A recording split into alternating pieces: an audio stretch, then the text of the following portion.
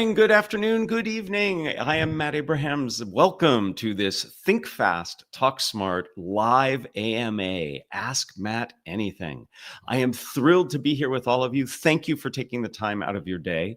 Today, I'd love to start with just a brief lecture and then hear your questions. But before we get started, I'd love to take just a moment to thank our sponsors. We have many sponsors who have joined us on the show. The only way we are able to bring you the content that we do is through sponsors. We need their support and your support of them to help the show continue. So thank you to our sponsors. Well, before we get started and talk about your questions, I'd love to start with a foundational communication skill, and that is listening. Today, I want to talk about listening up so you can listen in and really connect to your audience. Many of us who teach communication skills focus on the getting information out, but actually receiving that information is critical to us. So as we get started, listening is truly a critical component of all of our communication. It really helps us be successful. Now, the reality is most of us are not great listeners. And I have to give a big caveat here. Whenever I teach listening skills, my wife gets a little bit upset because she thinks I need to work on those skills as well. So we're all still learning to be better listeners.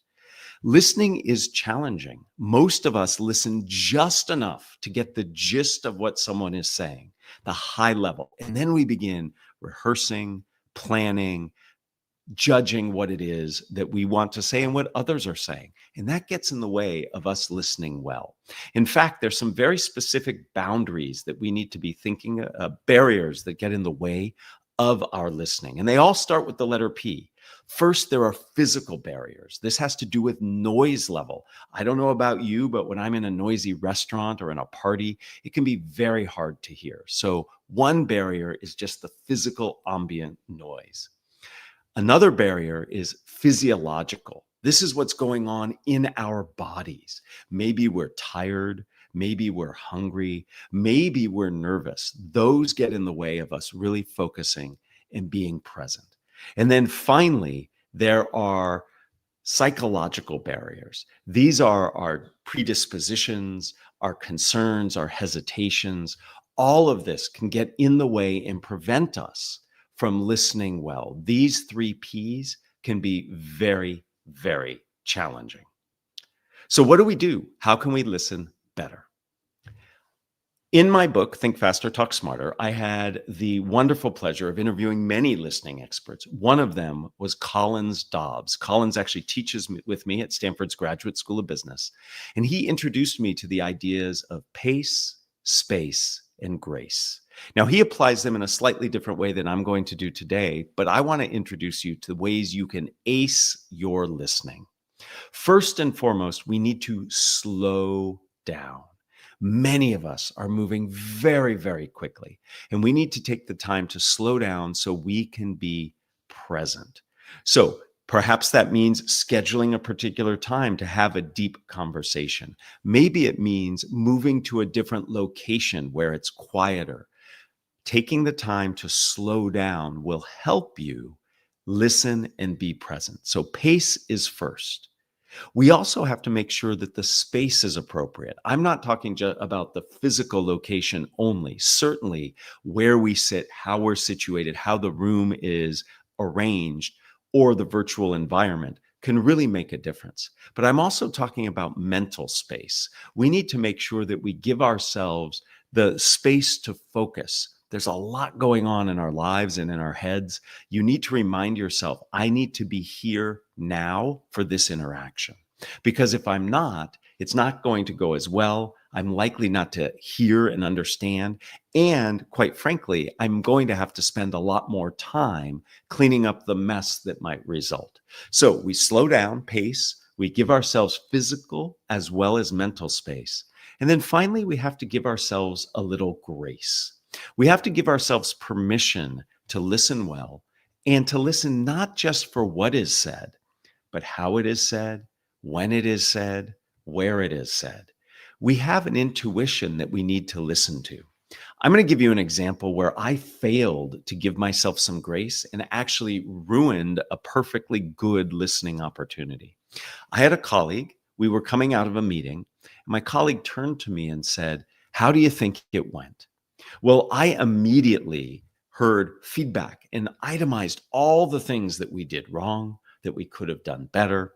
But in fact, had I actually slowed down, had I noticed our environment and given myself permission to listen beyond the words that my colleague said, I would have realized that he was not interested in feedback at all.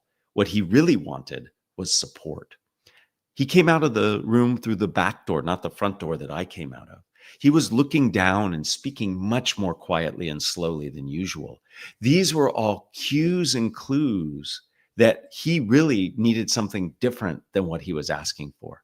But I wasn't present and I wasn't listening. And unfortunately, because I just itemized all the things that went wrong, I did him a disservice, and it took me a long while to recuperate and to repair that particular relationship. So it's important that we ace our listening: pace, space, and grace.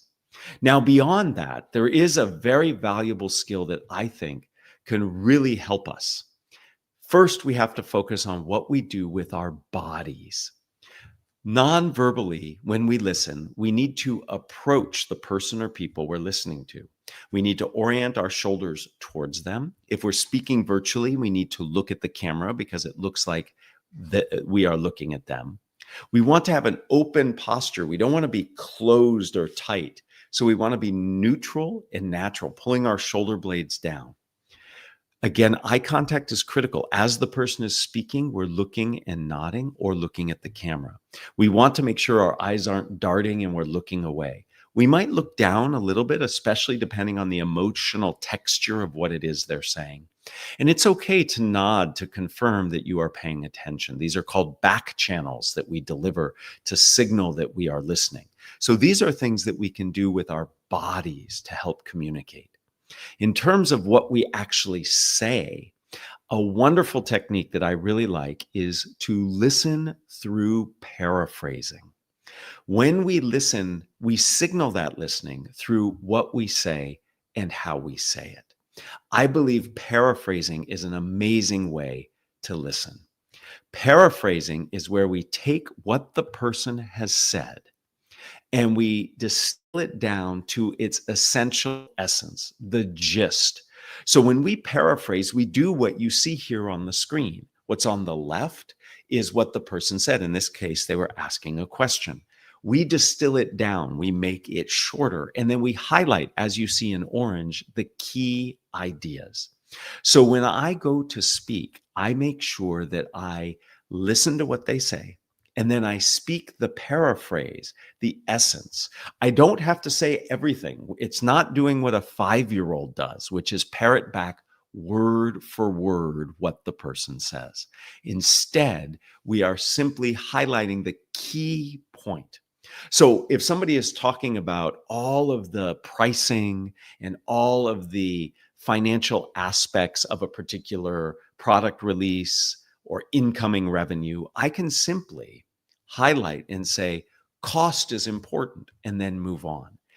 Through stating what it is you've heard, you not only increase fidelity, the accuracy, because if my paraphrase is inaccurate, the person can correct me, which increases fidelity, but also I signal that I listened. Many of you are familiar with the work of Alison Wood Brooks. Alison is a good friend of mine. She teaches at Harvard's Business School. She has done research that shows when you actually paraphrase, you connect better, you build a relationship and trust, and it actually deepens the connection you have with the person. So paraphrasing not only increases fidelity and deepens the relationship, when you listen to paraphrase, you listen better. So my challenge to everyone is, as you listen, ace your listening, pace, space, grace, and listen to paraphrase, to highlight the key point and speak that key point. And if that reflection, that speaking is reinforced by what you do non-verbally, through eye contact, through being open, through nodding, you will have demonstrated clear, effective listening. Now, this takes time and this takes practice. So we have to practice our listening skills. One great way to do this is to take the time in your interpersonal relationships when you are not actively participating. Let's say you're in a meeting and someone else is speaking. Be thinking to yourself, what's the bottom line of what they're saying? By focusing on that bottom line, you're training your brain to paraphrase. When you listen to one of our episodes, at the end, paraphrase, what's the key takeaway for me? In so doing, much like an athlete, you're doing a drill that will prepare you to better listen and connect when you really need to, when the communication is engaging and you're involved in it. So with that, it's clear that listening is critical. We have to listen up to listen in so that we can connect with our audiences and we can make sure that the information has high fidelity. I'd like now to switch and do some listening from you. I'd like to hear your questions. But before we do that, I'd love to know where everybody is in the world. We have hundreds of people joining us across the globe.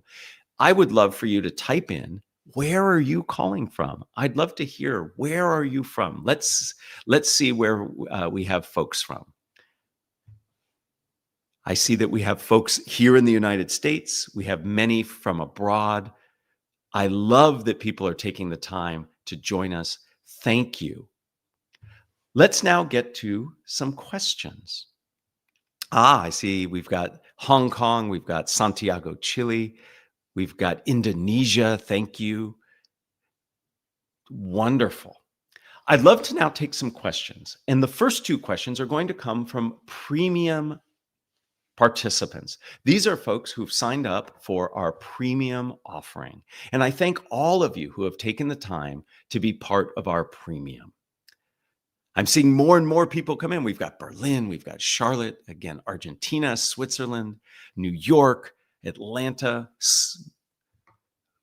We've got a couple people from Atlanta. This is fantastic. So let's start by taking our premium listeners' questions, and we're actually going to see them on video.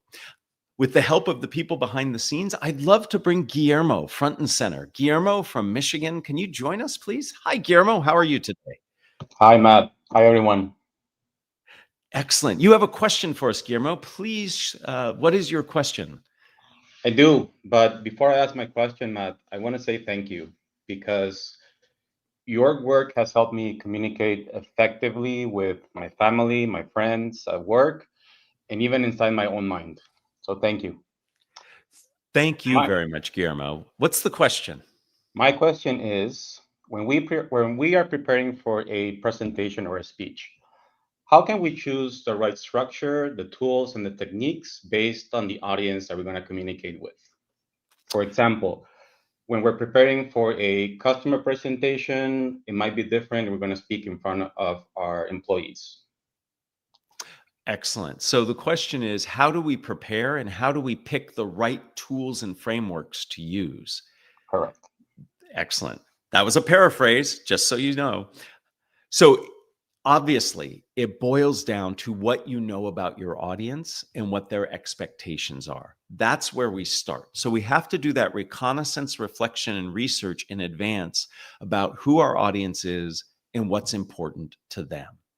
Then we have to decide what is our true goal in this moment. And if you've heard me teach or speak before, you know I believe a goal has three parts: information, emotion, and action. And it is the blending of what you know about your audience and their expectations and what it is that you're trying to figure out in terms of your goal. And when you have those two together, then you can make some decisions. And those decisions impact the structures that you use, the wording that you choose, and the actions that you request. So, for example, let's say I am pitching a product at a team meeting. That is, I want people to invest in the product that I think our company should move forward with. I might know that this is a group of very technical people, and they are very concerned about how we are going to actually craft this product. So I might define what I am setting up as a problem that we need to solve. Because I know this team of very technical people likes to solve problems. People who are into technology, into science, deeply financial, tend to like problems. So, based on what I know about them, I frame what I'm talking about as a problem to be solved. So, I might say, in our offering, we have one area that's missing. This is a problem that leads to these results. By framing it that way, I get more engagement and likely more support. Now, if I wanted that same product to be implemented into our solution, and I'm talking to people who might be in sales or marketing, they perhaps might not be as interested in problems as they are opportunities. And an opportunity is where something's not wrong, but could be better. So I could take exactly the same desire, bringing this particular product to our offerings, but frame it differently based on what I know about my audience. So the knowledge of your audience, the goal that you have, guide you to picking the particular frameworks, wording, and approach that you take to ultimately get to the ask that you have. So, Guillermo, it's really about doing that homework up front. And then, in addition, you can do a little bit of reflection about what has worked in the past for you when doing something similar. So, by combining a reflection with what you know about your audience and your goal, you can actually deliver a message that is much more likely to hit the spot. So, Guillermo, thank you for that question. I really appreciate it. I appreciate you listening, and I'm so glad that you have found value from what it is we all do here at Think Fast, Talk Smart.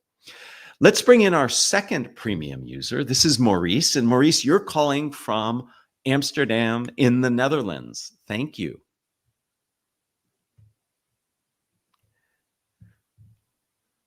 We're not hearing you right now. We'd love to, let's make sure the microphone is on there.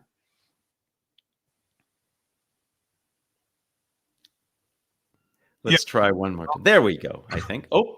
Switched to my other microphone. Thank you for having me here in the AMA session, Matt.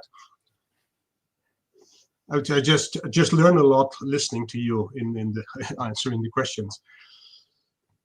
Thank you. Excellent. What is your question, Maurice? I'm so glad you've taken value. Okay. My question is about how can we help people to develop in a targeted manner to properly apply the right communication? We have a lot of knowledge how to do it. You explained, like, for instance, the pace grace thing. Now we know it. But what matters most in practice is learning to apply it. And through learning intervention or simply applying it in practice. So what's a good method to learn to apply all this communication knowledge to the level of proficiency is further developed? Yes. So it's one thing to learn these skills. It's another thing to apply them. I've been teaching communication skills for over 25 years and have really tried to help people not just gain the insights, but actually apply them. And there are several things that can help. First, we have to make sure that we understand the concept clearly and completely, which means we have to do some thinking about it. One of the big mistakes my students make is they think they get it and then they start. And then they get disappointed because it doesn't go the way that they had expected. So the first step, I believe, is to really take some time to reflect. Reflection is key. What is it that I'm trying to learn? So if you're learning a new framework, many of you know I'm a big fan of the framework structure, what, so what, now what. If you're learning that, you really need to take a moment to say, do I appreciate and understand each of the different components in that what, so what, and now what? Once I have reflected and truly believe I understand, and if I don't, I can do some more learning to help me. I then need to think about ways in which I can apply it that are meaningful to me. To practice something that doesn't feel useful or you have an understanding of how to deploy it can make it more challenging. So we start by making sure we understand the material, and then we think about situations in which we could deploy it. And then finally, we actually have to do the practice in a low stakes manner. So if I'm trying to practice what, so what, now what, I might, at the end of each Think Fast, Talk Smart episode, think to myself, what was that episode about? Why is it important? And how can I use that information? And just like an athlete who would do several drills of the same technique after understanding the situation in the game that it would play out, they practice. So it becomes more second nature. But it's not just enough to reflect, to understand how to deploy it, and then to practice. You actually have to do another round of reflection at the end. What worked? What didn't work? What was hard? What was easy? There's that definition, Maurice, of insanity that says doing the same thing over and over again, expecting different results. That's how many of us go into learning new skills, especially around communication. We just do it and then we move on. We don't take the time to reflect. So after you've deployed it, think to yourself, what worked? What didn't work? How could I do it differently or better? Now, this process takes time and effort, but if you do so, you can truly internalize it and it can really help you. So again, to summarize, you start by reflecting. What really is the communication skill I'm working on? Maybe it's just body posture. I want to make sure that I look big and balanced, so I pull my shoulder blades down. And then we have to think about where and when and the value it brings, how we can deploy it, and then we reflect after the fact. By going through these activities, both mental and physical, you will be able to take on these new communication skills and make them part of your toolkit, part of your regular practice, so you don't have to think about it.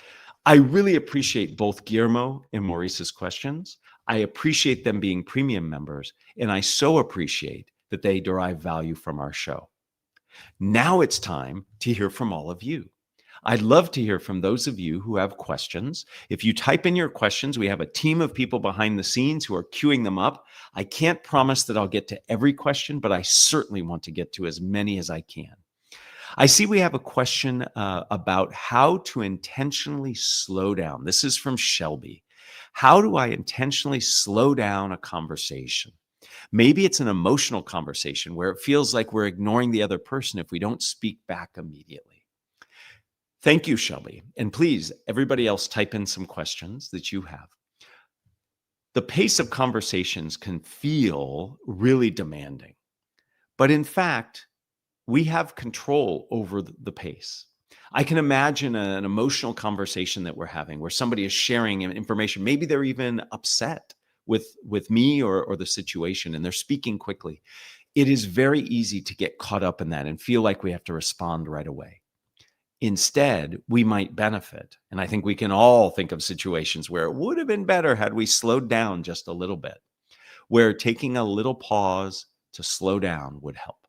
And there are a few ways to do this. One is just giving yourself permission. Again, it goes back to that idea of grace. We have to give ourselves a little bit of grace to be present in that circumstance. Maybe we're emotional, maybe we're confused or concerned, and that can cause a lot of jumbled thoughts. So to take time to slow down can help. Several ways to do it. One, ask for it.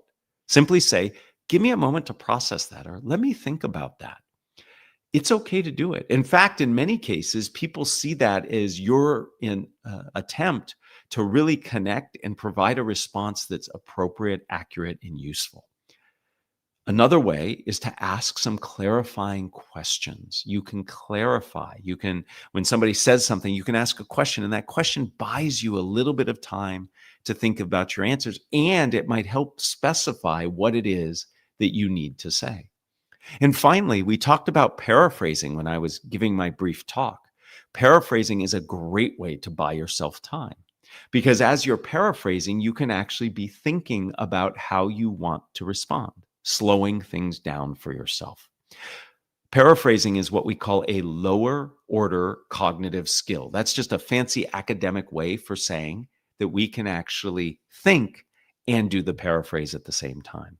So there are ways that you can slow down a conversation to help you respond appropriately. Now, there are times where it's not about you slowing down. It's about getting the other person to slow down. They're getting wound up because they're excited, they're nervous, they're emotional.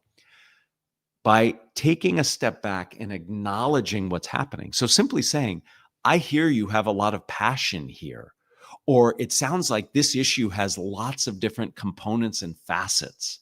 By taking the time to just call out what's happening in the moment can often slow people down.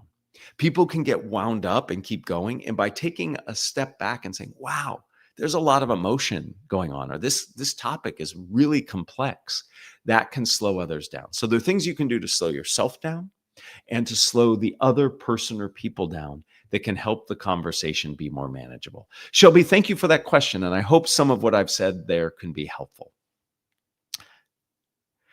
John asks the question, what are some good online resources to practice applying our communication skills and getting feedback? Well, somebody who teaches communication skills is certainly going to say that coursework and classes are absolutely wonderful opportunities. In fact, I have a new class starting through Stanford Continuing Studies coming up in about 2 weeks. And all of you, anywhere you are in the world, you can register for this class. It's called COM 101 through Stanford Continuing Studies. That's one avenue, is classes. Another avenue is through organizations like Toastmasters. I am a huge supporter of Toastmasters. It is an organization designed to help people practice their skills. Toastmasters exists all over the world. In fact, I was recently at their international convention and met people from all over the globe. And Toastmasters, just like a class, are all about giving you opportunities to speak and opportunities to get useful, constructive feedback. Now, you don't have to go to that extent where you have to sign up for something and show up for something. You can also just reflect on your own. So, for example, you can, at the end of the day, at the end of a meeting, think to yourself, what worked, what didn't work? That reflection helps. And my students will tell you, digitally recording yourself is an amazing way to get the practice and to see what's going on. We are not the best judges of our communication. One of my former co-instructors, Kristen Hansen, likes to talk about the perception gap, our perception of our communication versus what others see. Recording yourself, while painful, can actually be incredibly helpful. I like to joke with my students that digitally recording yourself and watching it is like going to the dentist. Many of us don't enjoy going to the dentist, but we sure are glad that we went. When you digitally record yourself, I encourage you to watch and listen in a particular way. After you've recorded yourself, listen only. Don't watch, just listen. So if you did it on your phone, turn it around and just listen to what you sound like. And then second, watch without listening. Turn the volume down. And then finally, watch and listen together. You will see so many different things in each mode that you pay attention. So, John, there's lots you can do to build your skills. You can rely on organizations like Toastmasters or educational opportunities. You can digitally record yourself. You can do personal reflection. Whatever you do, keep learning and working on your communication skills. It is foundational to success in our personal and our professional lives. Dolores asks, is listening different depending on each culture? And absolutely, listening varies by culture, as does all communication. And let me be very clear what I mean when I say culture. Culture to me doesn't just mean country of origin, although that's very important. Culture also could be within a particular group. Your team at work has its own culture, and that culture fits within the larger organizational culture. Your family has a particular culture, just like my family has a particular culture. I'll never forget when my wife met my family for the first time. In my family, everybody talks all at the same time. In fact, the reason I have a loud voice is the only way to be heard in my family is to talk louder and longer than everybody else. My wife came from a family that was not like that. And the cultural shift that she had to make was very challenging. Now she's just like all of us, but she can turn it on and turn it off, just like I've learned to do when I meet with her family. So yes, culture impacts all communication, but especially listening. Part of what culture brings with it is expectations. What's appropriate, what's not appropriate. And you have to be aware of those. And when you go to a situation where the cultures might be different, again, based on country of origin, based on moving from one part of an organization to another, integrating with another group or family, you have to be sensitive to the way in which that culture expects listening to happen. A great way to do it is two ways. One, observe, see what people are doing and how they're doing it. And the other way is to ask. And now if you're traveling somewhere, for example, you can do some reading up on it. But most of us haven't documented our family or our individual business unit ways of communicating. So you have to observe or ask others. So yes, culture impacts all communication. And I appreciate very much that you're sensitive to that. Let's see. We have a LinkedIn user who says, does paraphrasing work in all cultures? How do you ensure that the part is willing to hear the paraphrasing of their thoughts? This is very interesting. So this is a particular use case of culture. Some cultures are all about just getting the information out. They don't care as much as others do about being heard. You all know the boss who just wants to decree information and broadcast it and then move on. So you have to be sensitive to that. Taking the time to paraphrase might frustrate somebody, might cause somebody to slow down when in fact they're not used to that or wanting that. So as I alluded to earlier when I talked about culture's impact, you have to be sensitive to it and then obviously act on it. So pay attention to what you see and how you see it, and then act accordingly. I love these questions. Thank you. Do keep the questions coming. We will try to get to as many of them as we can. Paul says, even though it is my job to pay attention to what people really mean, is it ever other people's jobs to make sure that they say what they mean so I don't misunderstand them? Yes. So communication is socially constructed. Those of us who study communication believe that it is a two-part interaction. The sender and the receiver work together to make meaning. The goal of most communication is what I like to joke as the F word, not the naughty one, but fidelity, accuracy, and clarity.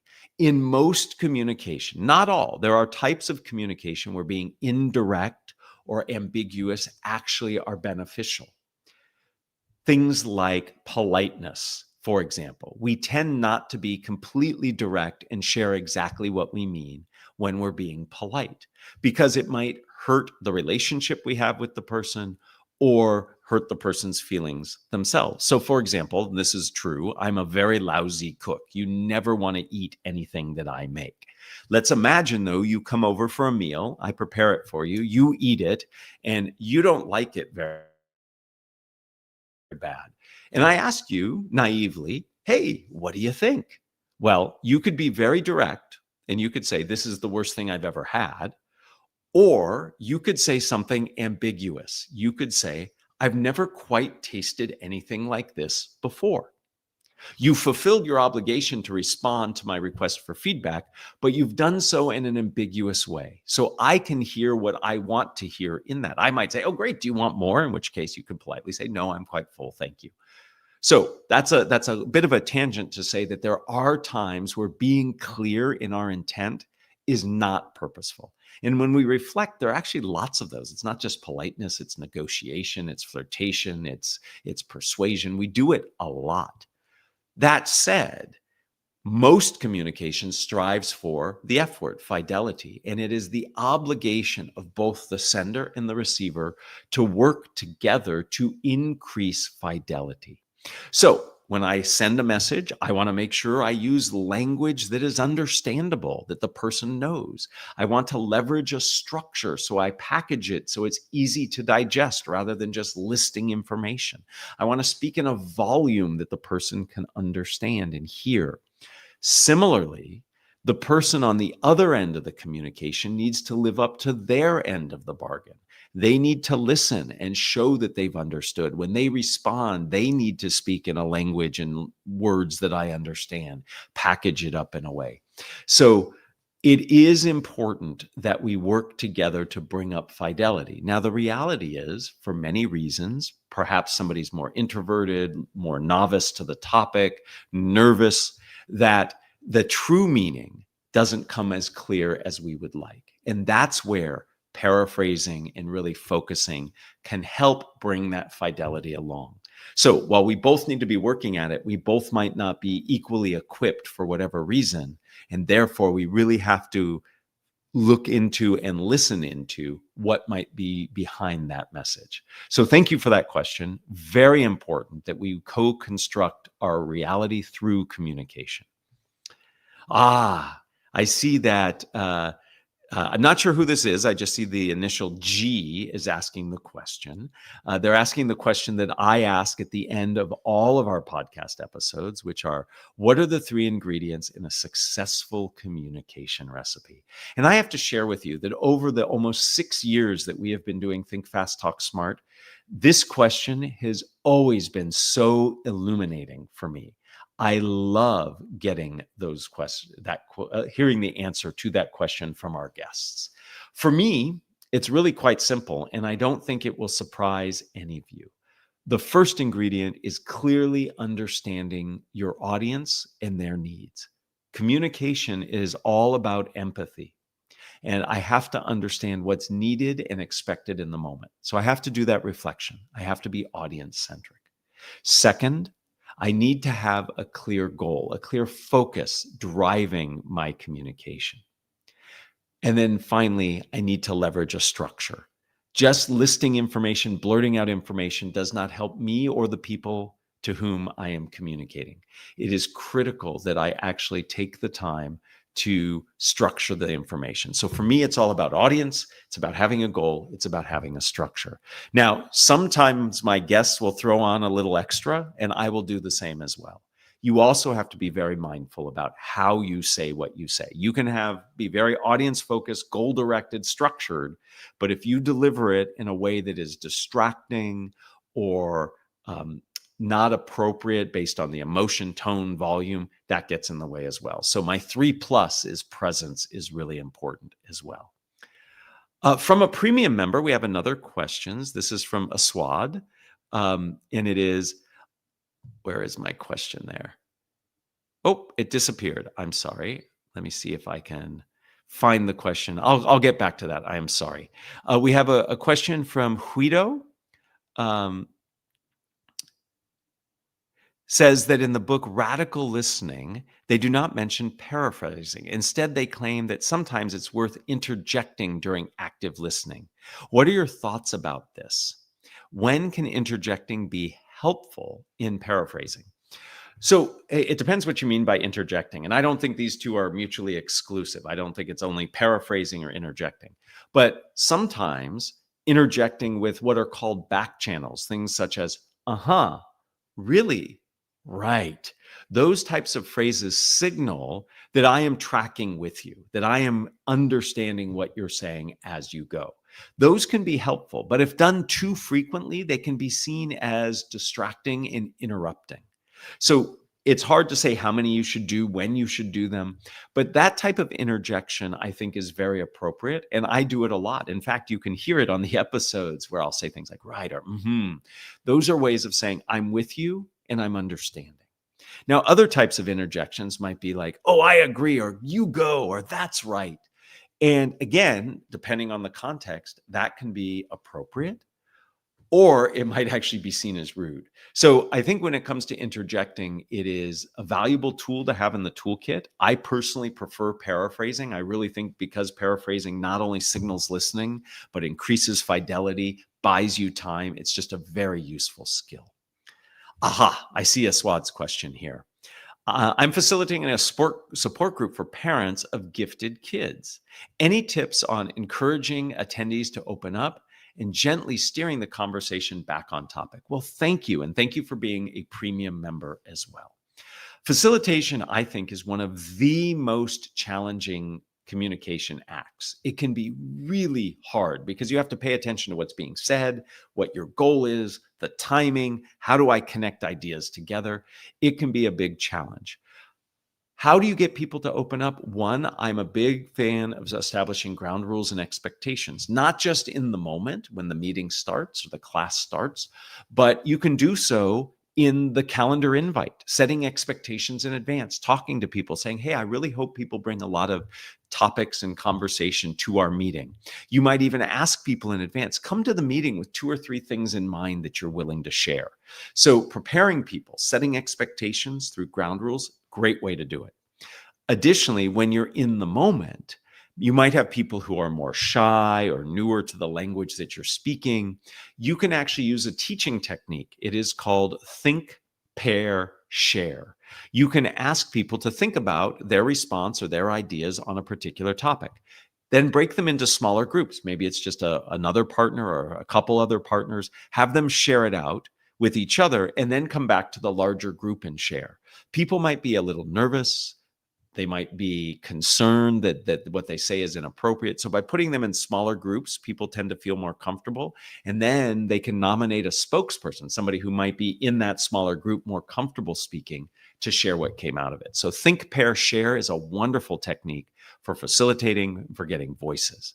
Now, you also asked about how do I steer a conversation back on topic? I sound like I am such a strong supporter of paraphrasing, but paraphrasing can allow you to do this. So let's imagine you're facilitating a meeting and it starts going down a tangent in one direction. You can interrupt through paraphrasing. Paraphrasing gives you right to interrupt. Say, oh, that point about cost is really important. And then you can say, and cost is something that we're going to cover in the next part of the agenda. So I interrupt through paraphrasing, name the paraphrase, I say it, and then I immediately bridge. So when I teach facilitation and moderation skills, moderating panels, for example, or fireside chats, I will always teach paraphrase, then bridge, paraphrase, then link. It is a skill that allows you to bring things back to focus. So I appreciate that question. Let's see. We'll take two more questions before we wrap up. Ankit says, I'm calling from India. Thank you for being up late in your day. My question is, how can being a good communicator, speaking a lot, but problem is how people, so how do I help people remember what it is I say? And this is a really important question, Ankit. It's not just about getting the information out. It's about helping people remember. One way we do that is we repeat what we say. We say it in multiple ways. If you have noticed, even today in our session, I have repeated myself a few times. I say it and then I say it again differently. Maybe I tell a story about it or use an analogy. So repetition is one way to really cement in what you're saying. Another way is to make sure what you are saying is relevant to your audience. We remember things that are relevant to what it is we need now and in the near future. So making sure what you say is relevant and maybe even highlighting that relevance. So I am known to say to the people I coach, I might say, so when you're giving this big keynote in a week, I want you thinking about this. By leading with the relevance, that highlights that the person should pay attention. So making sure it's relevant is critical. Making sure that you highlight that relevance can be helpful. And then if you have the opportunity, if this is a planned communication, you should focus group it, test it out. So let's say you're giving a presentation or a pitch, practice it in front of people and ask them, what parts do you remember? And hear that so that the pieces they don't remember, you can really spend time focusing on. So it's about iterating with focus. It's about highlighting the relevance. It's about really taking the time to think about your audience to help. I'm looking for another question here, our final question.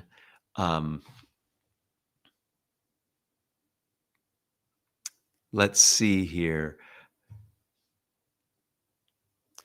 So a question comes up about accent. Somebody said, I've studied with you, thank you. And I speak, I've worked on my speaking skills, but I have an accent. And accents are challenging for some people. Not everybody speaks the same language. And if you come from a different location, a different culture, you might have an accent.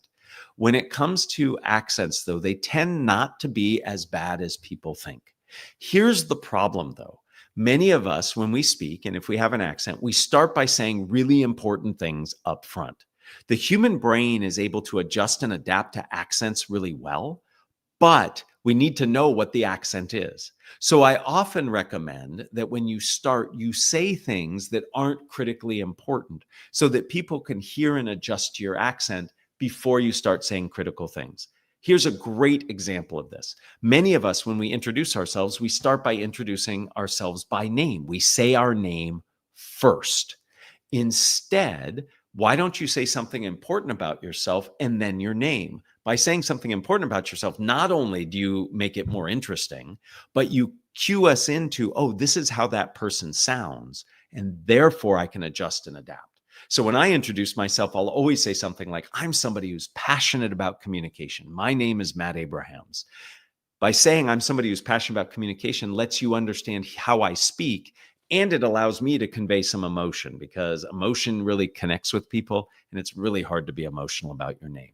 So accents are things to be aware of, but they tend not to be as bothersome as we think they are. And if we prepare our audience for that particular type of accent, it will help. Well, thank you for those questions. A special thanks to our premium members, Guillermo and Maurice, and the other premium members who asked questions. I'd like to wrap up here and show just 2 slides to really share some specifics about things we have upcoming. I am thrilled about some really exciting opportunities we are bringing to the Think Fast, Talk Smart community. Available today, in addition to our normal premium offering, we have brought the podcast to Apple Premium. Many of you listen to our podcast on Apple. You can now do so in a premium fashion if you so choose.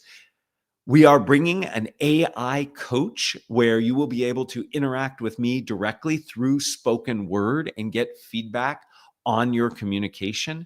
And finally, we are building out a learning hub, a community hub where you can join not only to get actual coursework from me, but to meet other like-minded Think Fast, Talk Smart listeners and coordinate and collaborate. We'll be bringing book clubs, and you'll even have the chance to get feedback from me on specific communication situations that you have.